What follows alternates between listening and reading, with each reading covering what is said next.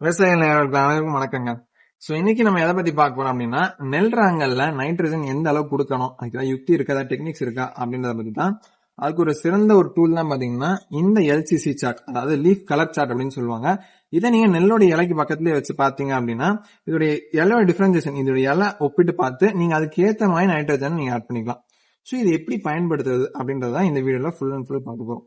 எப்படி அப்படின்னு பாத்தீங்கன்னா, நெல் நீங்க விதைச்சதுக்கு அப்புறமா ஆஃப்டர் சீட்லிங் நீங்க பண்ணதுக்கு அப்புறமா 21 நாள் கழிச்சு நீங்க என்ன பண்ணணும், அந்த இலைகள்ல வச்சு பார்க்கணும். உங்களுக்கு பின்னாடிதான் சூரியன் இருக்கணும். சூரியனுக்கும் இலைகளுக்கும் நடுவில் நீங்க இருக்கணும். இந்த இலையும் இதையும் நீங்க வச்சு மறைச்சு பார்க்கணும். நேரா சூரிய ஒளி தலையில படவே கூடாது. இப்படி வச்சு ஒப்பிட்டு பாக்குறப்ப என்ன ஆகும்னா, பொன்னி ரகங்களுக்கும் சாதாரண ரகங்களுக்கும் வித்தியாசப்படுங்க இந்த சார்ட். அதாவது 3க்கு கீழே இருந்துச்சு அப்படின்னா பொன்னி ரகங்களுக்கு நீங்க நைட்ரஜன் ஆட் பண்ணணும். சாதாரண ரகங்கள் மற்ற ரகங்கள் பாத்தீங்கன்னா 4க்கு கீழே இருந்துச்சு அப்படின்னா அந்த ரகங்களுக்கு நீங்க நைட்ரஜன் ஆட் பண்ணுங்க. சரி, ஓகே.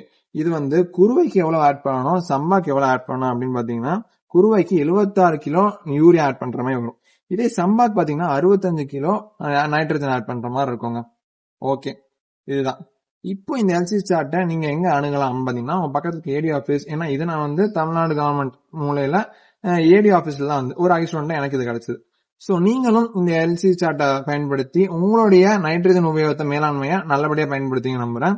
இந்த யூடியூப் விவசாய சேனல்ல மென்மேலும் நிறைய விஷயங்கள் தெரிஞ்சுக்க சப்ஸ்கிரைப் பண்ணுங்க, ஃபாலோ பண்ணுங்க. நன்றி.